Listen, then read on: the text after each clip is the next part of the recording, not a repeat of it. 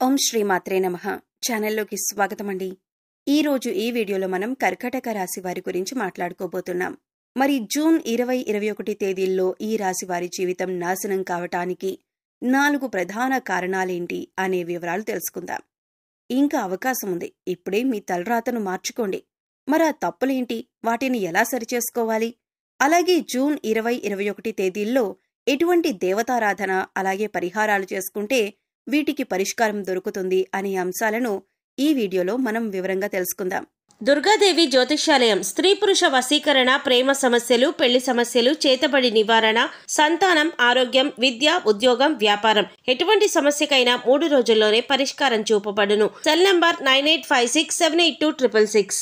ముందుగా ఈ రాశి వారి గురించి చూసినట్లయితే వీరికి కొన్ని రాశులు అనుకూలంగా ఉంటే కొన్ని రాశుల వారితో ప్రతికూల ఫలితాలు ఏర్పడతాయి. వీరి గుణగణాలు, లక్షణాలు వీరిని ప్రత్యేకంగా నిలబెడతాయి. ఈ రాశివారు ఎన్నో మంచి లక్షణాలను, గుణగణాలను కలిగి ఉంటారు. ముఖ్యంగా ఆరోగ్యరీత్యా ఈ రాశివారు కొన్ని జాగ్రత్తలైతే తప్పనిసరిగా తీసుకోవాలి.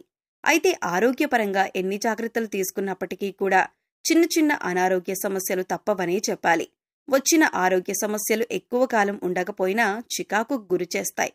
అందుకోసం ఆరోగ్యపరంగా ఈ రాశివారు జాగ్రత్తలు తీసుకోవాలి. మరంతేకాకుండా ఈ రాశివారు ఎవరినైనా నా అని అనుకున్నారంటే అటువంటి వారి కోసం ఏదైనా చేస్తారు.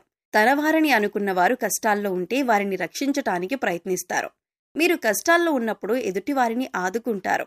అటువంటి మంచి లక్షణం ఈ రాశివారికి ఉంటుంది. అలాగే ఎదుటివారు తప్పు చేసినా క్షమించే గుణాన్ని కలిగి ఉంటారు.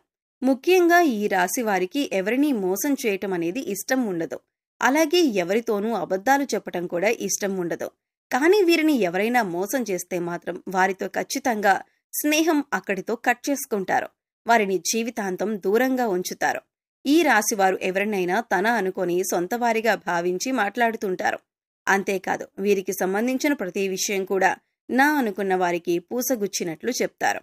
ఈ రాశివారికి ప్రతి ఒక్కరూ నా మనిషే అనుకోవటం తప్ప మోసం చేయటం తెలియదు.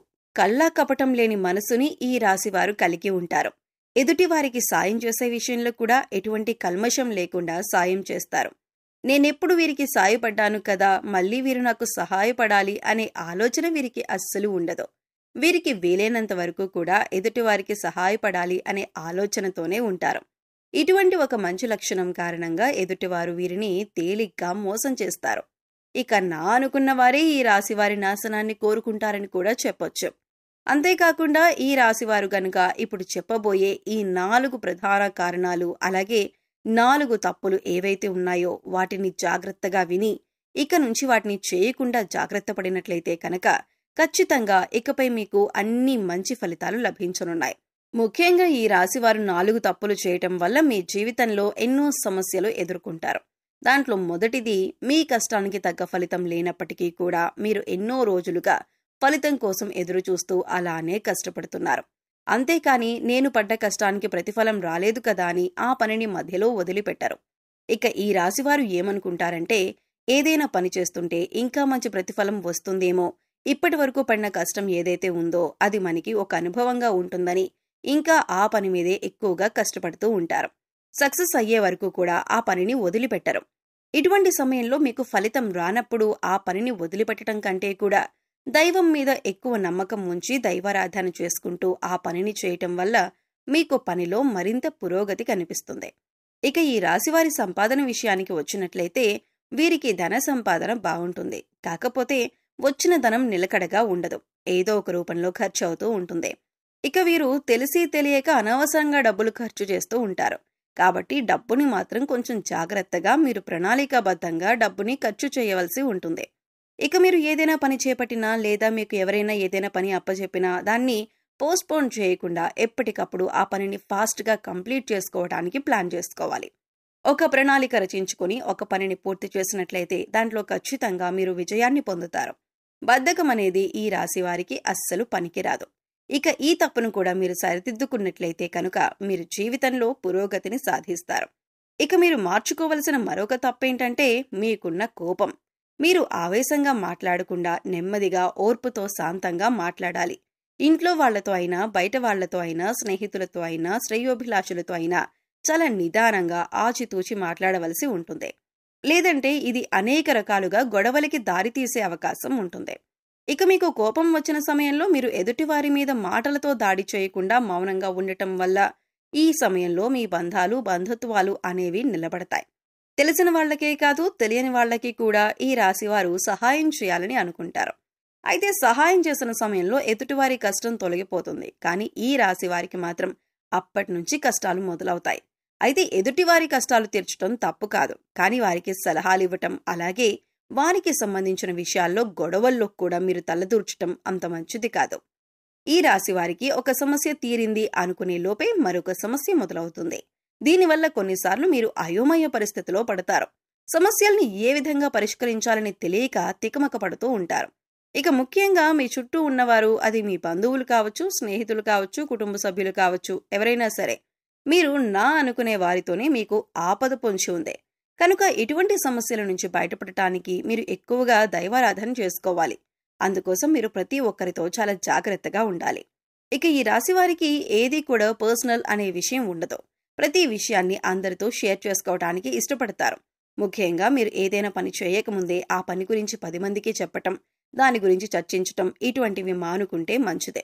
ఎందుకంటే మీ శత్రువులు ఆ పని జరగకుండా ఆపటానికి ప్రయత్నిస్తారు. ఏదైనా పని మొదలు పెడితే అది పూర్తయిన తర్వాత చెప్పండి తప్పితే ముందుగానే ఆ పని గురించి ఎవరికీ చెప్పొద్దు. ఈ రాశివారు దయాగుణాన్ని కలిగి ఉంటారు. వీరు ఎవరిని బాధ పెట్టరు. ఎదుటివారిని బాధ పెట్టాలన్న ఆలోచన కూడా వీరికి రాదు. ఈ రాశివారు స్త్రీలను గౌరవించవలసి ఉంటుంది. ఆ స్త్రీ మీకు తెలిసిన వారైనా, తెలియని వారైనా, మీ కుటుంబ సభ్యులైనా లేదా బయటవారైనా, మీరు స్త్రీలను గౌరవించాలి. ఇలా చేయటం వల్ల మీకు శుభ ఫలితాలు లభిస్తాయి. అంతేకాదు ఈ రాశివారు జంతువులను కూడా చాలా ప్రేమగా చూసుకోవాలి. వాటికి హాని కలిగించకూడదు. ఇలా చేయటం వల్ల కూడా మీరు శుభ ఫలితాలు పొందుతారు. ఇక ఈ రాశివారు మరిన్ని శుభ ఫలితాలను పొందటానికి పాటించవలసిన పరిహారాలు చూసుకున్నట్లయితే, సూర్యాస్తమయమైన తర్వాత పాలు, పసుపు, ఉప్పు, ఆవ నూనె, వెల్లుల్లిపాయ, ఉల్లిపాయ ఇటువంటివి ఎవరికీ ఇవ్వద్దు. అలాగే మీరు కూడా ఎవరిని అడిగి తీసుకోవద్దు. ఇలా చేయటం వల్ల మీ ఇంటి నుంచి లక్ష్మీదేవి వెళ్లిపోతుంది. అలాగే అశుభ ఫలితాలను పొందటానికి ఎక్కువగా అవకాశాలు ఉంటాయి. కాబట్టి ఈ విషయంలో జాగ్రత్తలు తీసుకోండి. నిద్ర లేచిన తర్వాత మీ అరచేతులు చూసుకొని దేవుడికి నమస్కరించుకొని మీకు వచ్చినటువంటి చిన్న చిన్న దేవుడికి సంబంధించిన శ్లోకాలు చదువుకోవటం వల్ల ఆ రోజంతా కూడా ఏ పని చేసినా కూడా ఎటువంటి ఆటంకాలు లేకుండా పూర్తవుతాయి. అంతేకాకుండా రోజంతా కూడా పాజిటివ్ ఎనర్జీతో ఉంటారు. ఇక ఈ రాశివారు బయటకు వెళ్లేటప్పుడు కానీ, లేదా ఇంట్లోకి వచ్చేటప్పుడు కానీ, గుమ్మం పైన ఉన్న దేవుడి పటానికి నమస్కరించుకొని పనికి వెళ్లటం కానీ, లేదా ఇంట్లోకి రావటం కానీ చేసినట్లయితే ఖచ్చితంగా మీరు చేసే పనులు విజయవంతంగా పూర్తి చేస్తారు. అన్నింట్లో విజయాన్ని సాధిస్తారు. జీవితంలో అభివృద్ధి చెందుతారు. ముక్కోటి దేవతలు కొలువైన ఆవుకి బంగాళదుంపలు తినిపించినట్లయితే కనుక ఆర్థిక సమస్యలు తొలగిపోతాయి. అలాగే సమయం దొరికినప్పుడల్లా కూడా మీ ఇష్టదైవ నామస్మరణ చేసుకుంటూ ఉండండి. ప్రతిరోజు గోమాతకి నమస్కరించుకోవటం అలవాటు చేసుకోండి. సో చూశారు కదండి, జూన్ 2021 కర్కాటక రాశి వారి జీవితం నాశనం కావటానికి 4 ప్రధాన కారణాలేంటి? వాటిని ఎలా సరిచేసుకోవాలి? ఎవరు మీ నాశనాన్ని కోరుకుంటున్నారు? అలాగే ఎటువంటి దేవతారాధన, పరిహారాలు చేసుకుంటే వీటికి పరిష్కారం దొరుకుతుంది అనే అంశాలను ఈ వీడియోలో మనం వివరంగా తెలుసుకున్నాం కదా. ఈ వీడియో మీకు నచ్చినట్లయితే లైక్ చేయండి. మీ ఫ్రెండ్స్ అండ్ ఫ్యామిలీ మెంబర్స్లో కర్కాటక రాశి వారు ఉంటే వారితో ఈ వీడియోని షేర్ చేసుకోండి. అలాగే ఇప్పటి వరకు మన ఛానల్ని కనుక సబ్స్క్రైబ్ చేసుకోకపోతే సబ్స్క్రైబ్ చేసుకొని పక్కనే ఉన్న బెల్ ఐకాన్ నొక్కి ఆల్ సెలెక్ట్ చేసుకుంటే మేము ఇలాంటి వీడియోస్ అప్లోడ్ చేయగానే ముందుగా మీకు నోటిఫికేషన్ వస్తుంది. మరో చక్కటి వీడియోతో మళ్ళీ కలుద్దామండి. ఓం శ్రీమాత్రే నమః.